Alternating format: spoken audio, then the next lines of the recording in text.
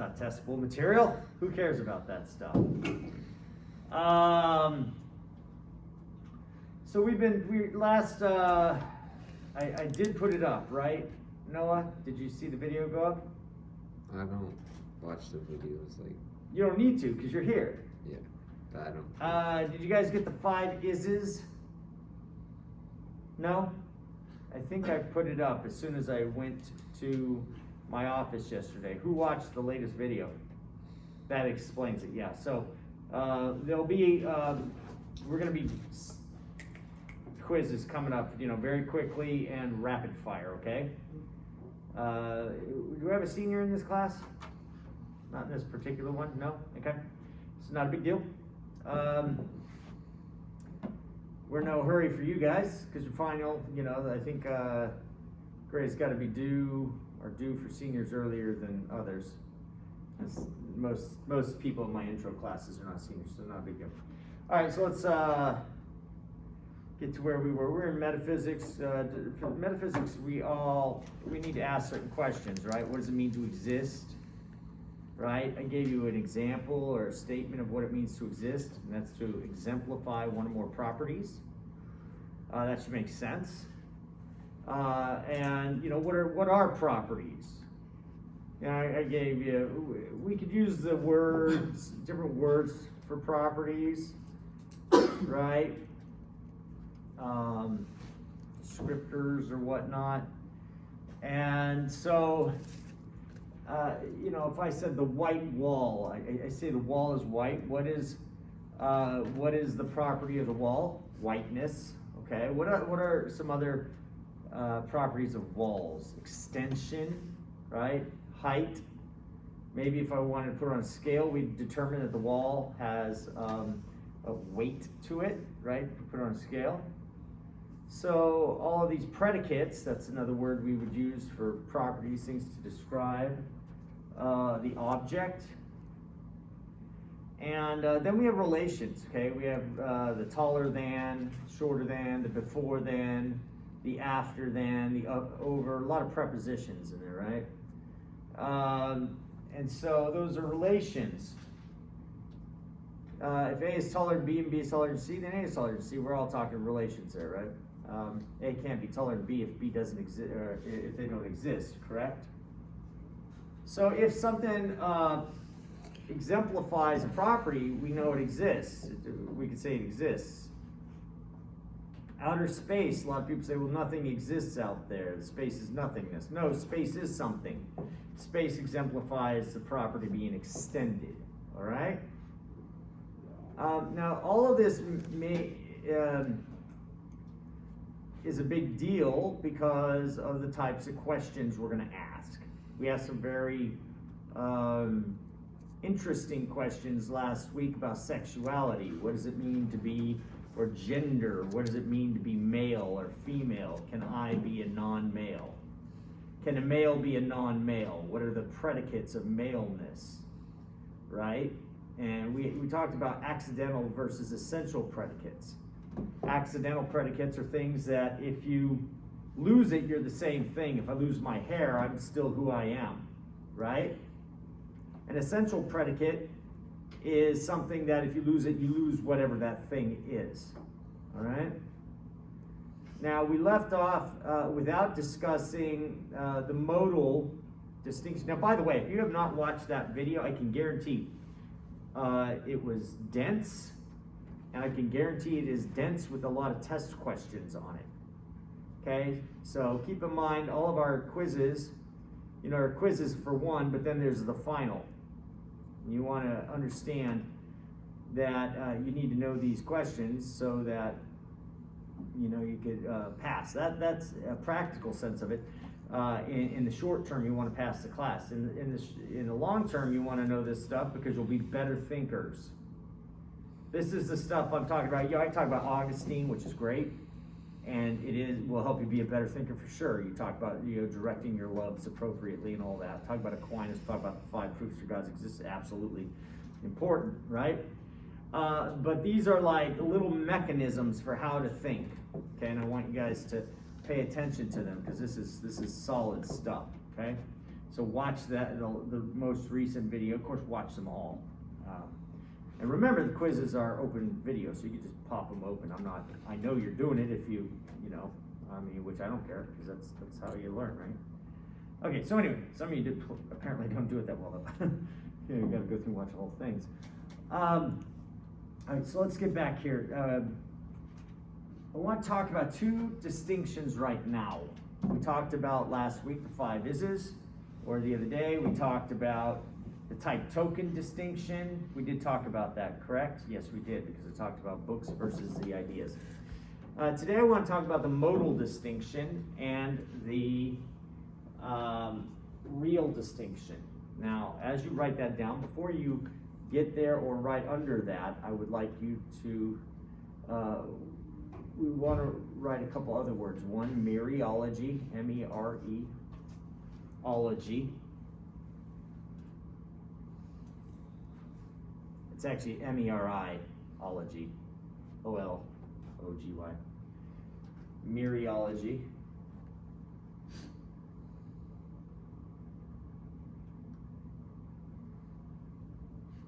And let's write another word, elanguescence, E-L-A-N-guescence, G-U-E, sense, C-E-S-C-E-N-C. Let me write that out.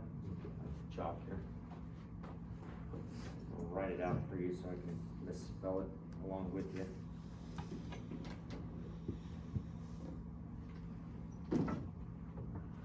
Okay, so we got Meriology. I think it's either, no, it's definitely an L-E. Meriology, apologize for your professor being a horrible speller. And elanguescence. That's a G. U-E-S-C-E-N-C-E. Elanguescence. Okay. Meriology is the study of part-whole relations. This is going to be important. Meriology's part-whole relations. We're going to talk about that in short order. And then elanguescence is the coming and going out of existence. The coming and going out of existence. Now, why do I care about that? I want to know if something can half exist. Can something half exist? Now, why is this important? Can humanity half exist? Can life half exist? Are these degreed properties? Like, is existence degreed? It's 70% exists. Can you have a sandwich that half exists? You can have a half sandwich that fully exists. Right? But you cannot have a sandwich that half exists. Now, what about humanity? Does humanity half exist? Can a woman be pregnant with something that is has humanity as half existing? See this? You see where this is going to apply towards ethics, the ethics of abortion. What about the ethics of euthanasia? Like, my dad was alive and he had cognitive decline, and then when he was getting sick, he had COVID. They treated him like, yeah, it really didn't matter anyway. Why? Well, because there's this weird assumption that their humanity doesn't exist as much as it did while they were cognitively present. Is that true?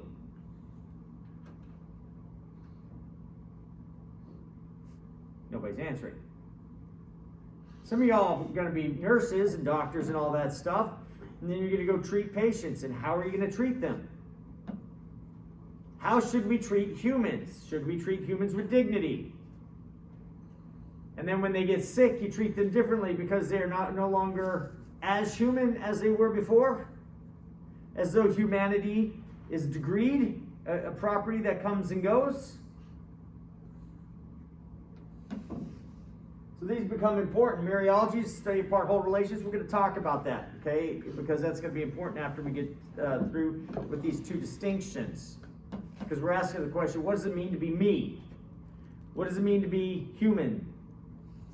And then what does it mean to be me? Obviously, you go human then me, okay? The I, the ego, the ego, right? So let's start with the modal distinction, and then we'll go with the real distinction.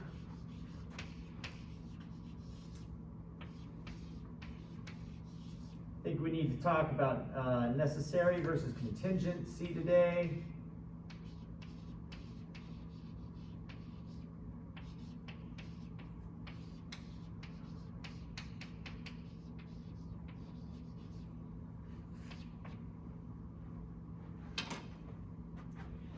We make distinctions. We want to know how something is different than something else, and how they are the same.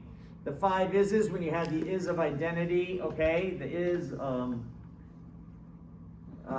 identity. That's important. That's why you need to go back and watch the previous lecture, because it's kind of like you don't want to miss the previous step in algebra. Same way with philosophy. You don't want to miss something that's necessary to what we're talking about today. So in distinctions, we want to know how they are different and how things are the same, and that's a big deal. Okay, what does it mean for something to be the same, and what does it mean for it to be different? Okay, a modal distinction says this: if A can exist without B, but B cannot exist without A, it's a modal distinction. If A could exist without B, I'd write that down unless you're planning on listening to lectures for the rest of your life. If A could exist without B, but, and the key word is but, B cannot exist without A, that's a modal distinction.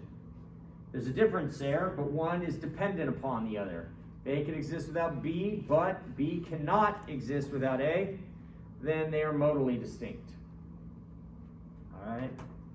So the sun can exist without the sunlight or the sun rays, right? Whatever that body is that produces those rays of light will eventually stop producing those rays of light, but it will exist, right? Stars will age, become red giants, eventually burn out. The body still exists. All of its energy is gone, and the sunlight, the rays, will no longer be emitted. So the sun rays are distinct from the sun, but they are dependent upon the sun. Okay, they are modally distinct. So the sun can exist without the rays, but the rays cannot exist without the sun. Okay, make sense? The sun's rays, that is. Nothing weird about that, correct? Okay, let's go back to mereology, part-whole relations. Let's put some rocks on the ground, or we could call this laundry or whatever the parts are, right? And we start putting rocks and we start putting whatever. And what do we get from this once we put a bunch of rocks together? Like a building. A pile. In this case, a pile. It's a big pile. Okay? But yeah, you could put, you could perfectly do that. And we will do that with engine parts or bricks, right? Good, you're on the right track, of course. I could have just as easily said a building. In this case, I just said pile. Okay, you just put a bunch of rocks and you get a pile. All right, can the rocks exist without the pile? Yeah, right. Can the pile exist without the rocks? No. So it is modally distinct. So the rocks are not identical to the pile. They're distinct from the pile, but it is a modal distinction. All right? The rocks cannot exist without the pile, but the rocks can exist without the pile, but the pile cannot exist without the rocks. All right?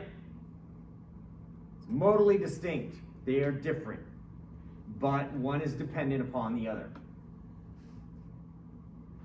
A car engine would be the same. The parts can exist without the engine, but the engine cannot exist without the parts. there comes a point in time when you take enough parts away that you no longer have an engine. Okay? Where that is, I don't know. I take a spark plug off, do I have an engine anymore? It certainly isn't functioning anymore. I don't have the function of an engine. Okay? Now that's going to be different from a real distinction. A real distinction is going to say something like this.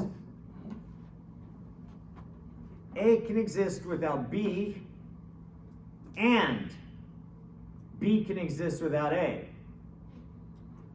A can exist without B, and B can exist without A.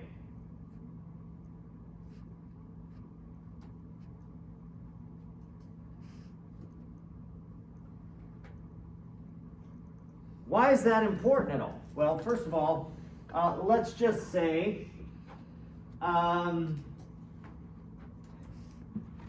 got a remote here, and there are batteries in this remote. The batteries in the remote are distinct, okay?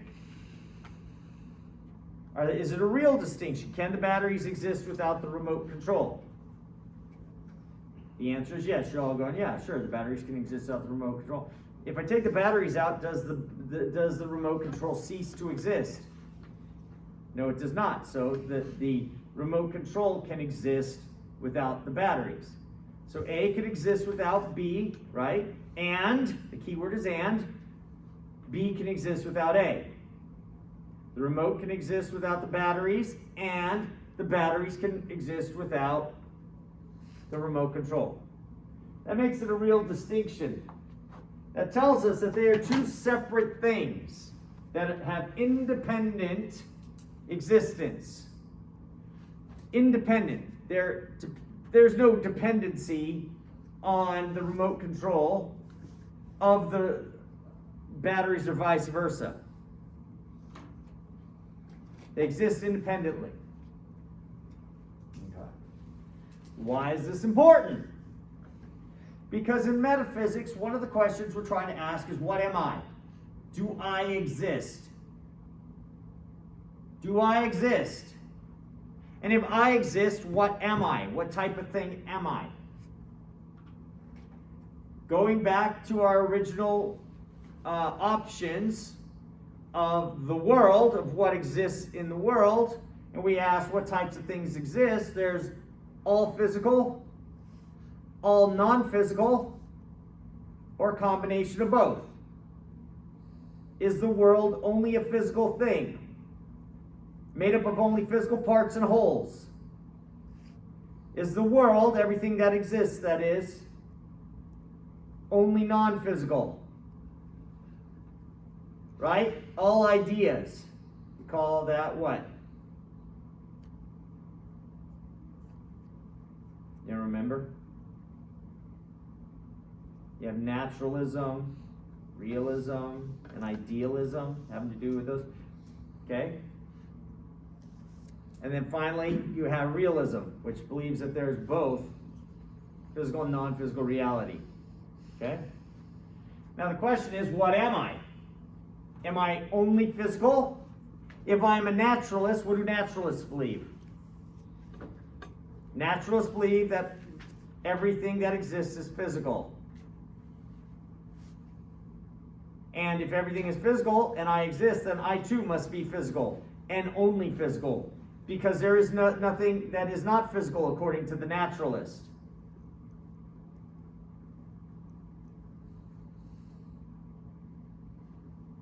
That's my only option, if naturalism is true. If idealism is true, then my body is an illusion, so to speak. It is an idea, but it is not a physical thing. Right? There's no physical object that contains the properties that I experience of solidity and shape and color and texture, and in my case, cold right now because for some reason our office building is super cold.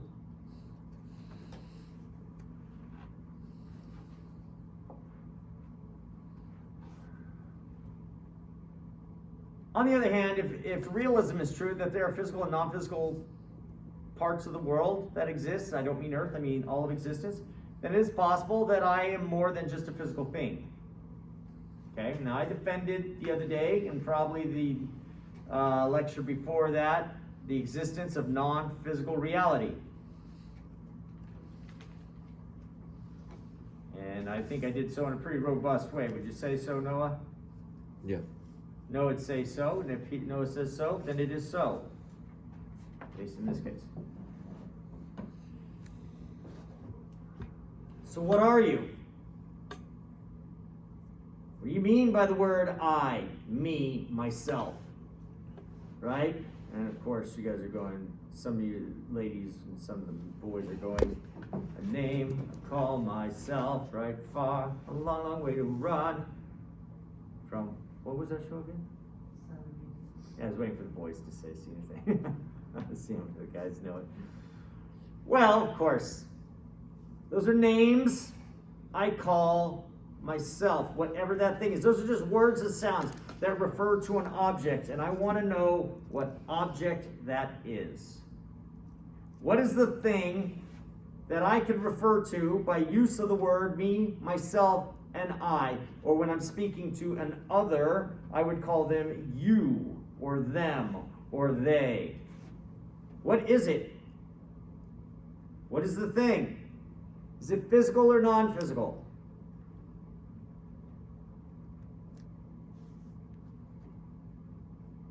Does anybody have an answer? Repeat that, please. To what am I referring when I use those words like you, or me, or myself, or I? Like if I take a psychology class, and in psychology, right, we're talking about study of the what? Mind. Sure, Noah says mind, but the Greek word psyche, from which we get psychology, means what? Soul. Interesting. Why would we change it from soul to mind, guys and gals? Some people believe you don't have a soul. Well, first of all, say that one more time. Certain people believe that we don't have souls. So some people don't believe we have souls. What is it about a soul that is so offensive? It's not physical. I saw a finger going up. People, it seems to be religious, doesn't it? Kind of has a kind of religious connotation, right? I mean, well, what if I told you you don't have a mind either? I mean, if you're a naturalist, what do you mean by the word mind? M-I-N-D. Like the brain. The brain, right? I mean, that's as close as you're going to get to that. So let's write this out here. If I can find my chalk. We're going to talk about, and this is where we're going with this. Is this all in camera right here? Yeah. Okay, cool. So if we're talking about the mind, there's a whole, and this is kind of where I'm leading us, discipline in metaphysics having to do with the existence of reality, which, by the way, when I took my master's in philosophy, we did, one of my classes was metaphysics. Just had a whole class on metaphysics, okay? Then after that, I had a whole class on philosophy of mind, okay? And a whole class on consciousness, okay? I had a class on epistemology. Then I had a class on philosophy of science. And I had a class on religious epistemology. Remember, what does epistemology mean? Knowledge. See, we had one on scientific knowledge. We had one on religious knowledge, right? And then we had other special topics in, epistemology or metaphysics, okay? Philosophy of religion, which we'll talk about here in the coming weeks. So when you get into philosophy, I'm going to teach a class on political philosophy as well. So philosophy isn't just philosophy, like intro to philosophy. You're talking about philosophy of science. What does it mean to be science? What does it mean to be religion? What does it mean to be knowledge? That's epistemology. What does it mean to have religious knowledge? What does it mean to have scientific knowledge? What does it mean to have, in this case, we're asking the question, what is the mind? This is that question where I ask, what are you? Okay, because we're going to assume that your locus of identity is either something that has a mind or is a mind. You are a soul, perhaps, that has a mind, and so I'm going to use the word mind and soul.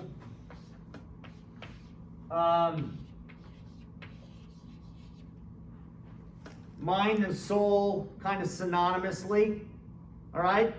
Now there's a field of study that's also called philosophy of psychology, which will probably ask the question, what is the field of psychology study? And under that, you probably have some what are called second order questions about the nature of psychology. A second order question is a question about a question, okay? It's kind of like, 2 plus 2 is 4, right? Where what is the answer to 2 plus 2, right? And that's 4. You go, well, what does it mean to be math? Would be a second order question, okay? We'd be discussing that, all right. All right, so what are the faculties of the mind? First of all, if you go to a psychology class, they're going to go, well, the mind, it's the ego, and the super ego, and the id, right? The ID, the ego, and the super ego, the ego. Well, that's all fine and well, Freud, but the word ego, is nothing more than the Greek word for I. So you didn't do anything extraordinary by just using the Greek word for I and then adding super I to that, okay? What does that mean? What is contained within them? And then you go, what are those things, okay? Or what contains those things that make, what are you? Is it just a brain, a function? We're going to deal with that, okay? We're going to ask the options of this. What are you? And we're going to use some of these things here, and I haven't got the necessary and contingent yet, okay? But we're going to use some of these things so that we can determine that. I use all these to set up this kind of question.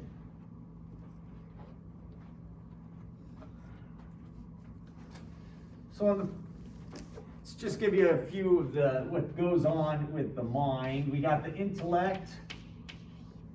And by the way, this can be broken up into different ways, in a way, like so Aristotle or Aquinas would probably do a little differently than I am, okay?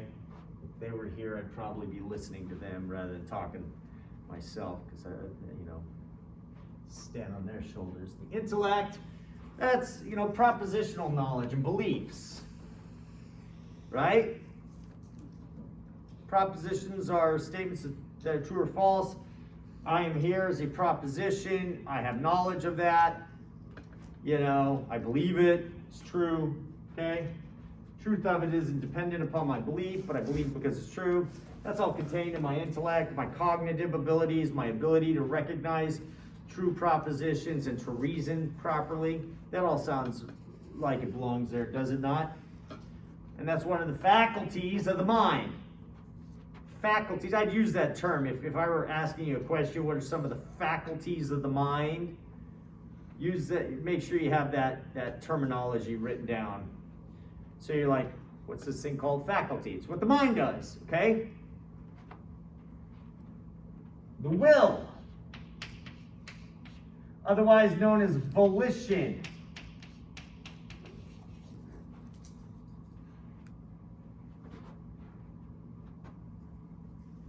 Volition, the will to do something. Free agency. Here's a question of whether or not you have it or not. If I drop this chalk, I cannot blame the chalk for falling, right? Because the chalk's not blameworthy. It is not responsible. In other words, what does the word responsible mean? Able to respond. The chalk has no ability to respond, nor does it have a desire to respond, because it has no mind. One of the faculties of the mind is the will. The desire to move or non-move towards or away from something. And I don't mean that necessarily physically move towards or away. It could be the desire to move towards a belief or non-belief, okay? Some have the will to believe one thing even if the evidence points another way. Some people have the will to do something even if they can't do it, such as I have the will. No, let's go with somebody, a paralytic who can't walk. They may have the will to walk, but they cannot. Okay, they're not able to respond. So, but just because, but if you have no will, you're also not able to respond. Okay? So, do you have free will? Now, that all depends on certain things. Like, I mean, for example, if, again, going all the way back to the original questions of metaphysics about what exists, if everything is physical, free will is not a part of the physical world. This physical object does not have a choice in anything.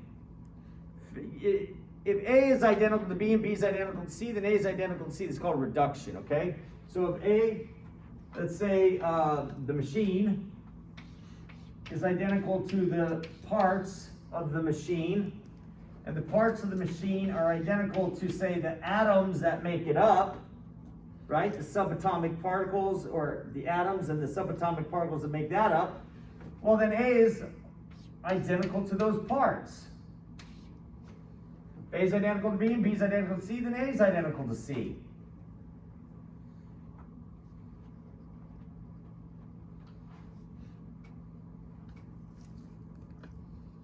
Does your computer have free will? They talk a lot about artificial intelligence. Well, no, it's just a bunch of wires, circuit boards, electricity going through on-off switches. It follows the program. It can do no other. It makes no choices. The computer's made up of parts. Those parts are made up of other parts. Smaller and smaller until we get the atoms that make them up. The computer is nothing more than the big pieces, like the pile of rocks in a complex, put together in a complex manner, that result in certain outputs. The computer does not have free will. If naturalism is true, and we are nothing but physical beings because physical things are all that exists, if that is true, then we are nothing more than a complex system, a brain, which is made up of something else, which in turn is made up of something else, then our self is whatever those little parts are. And those little parts do not have free will. And if those little parts do not have free will, then neither do you. That means you are determined. There is no moral culpability. Cannot sit there and go on your high horse and say, well, you shouldn't have done that. Because to say shouldn't implies couldn't. Right?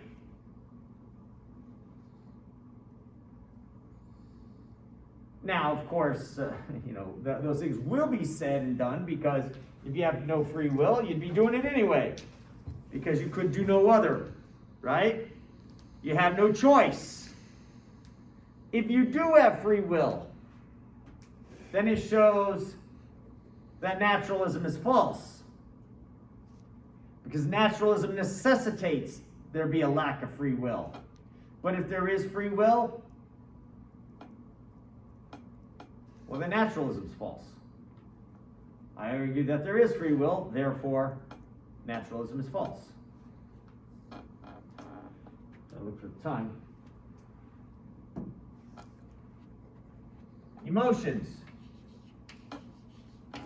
Not going to name all of them.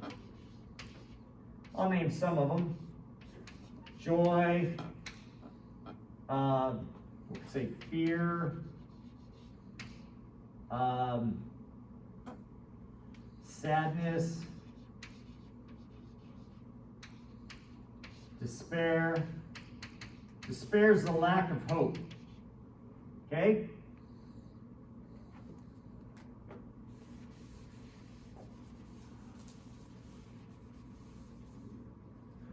Robert C. Roberts, my old professor for the class in my doctorate work, took a class on philosophy of emotions. So you can see again, we go from metaphysics to philosophy of mind. I take a class in consciousness, all the masters, all they go on to PhD, we're taking classes on a whole course on the philosophy of emotions, not the psychology of emotions, the philosophy of emotions, which asks the questions, what are emotions? In short, Robert C. Roberts writes calls emotions concern-based construals. So they are construals of something that are concern-based. Now I won't test you on that. We can. But, so joy, I'll construe a situation and I'll have a concern about it in a certain way that responds, gives me some sort of effect, I suppose. He's a very good writer. I enjoyed reading his work. Nice guy too. And anyway, good guy, Baylor. He's probably retired by now. He wasn't the youngest guy when I was there, for certain. And let's talk about appetites.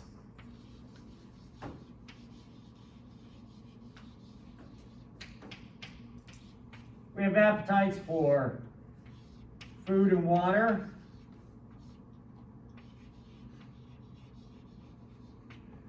for comfort, safety,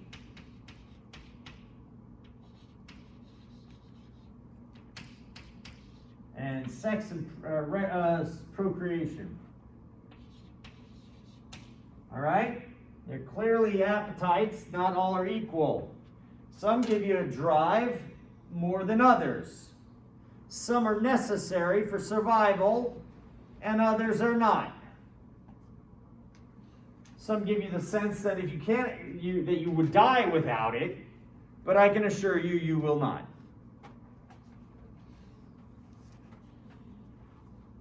One of the biggest problems with the mind, and this is what we deal with as philosophers, is we're trying to get you to use your intellect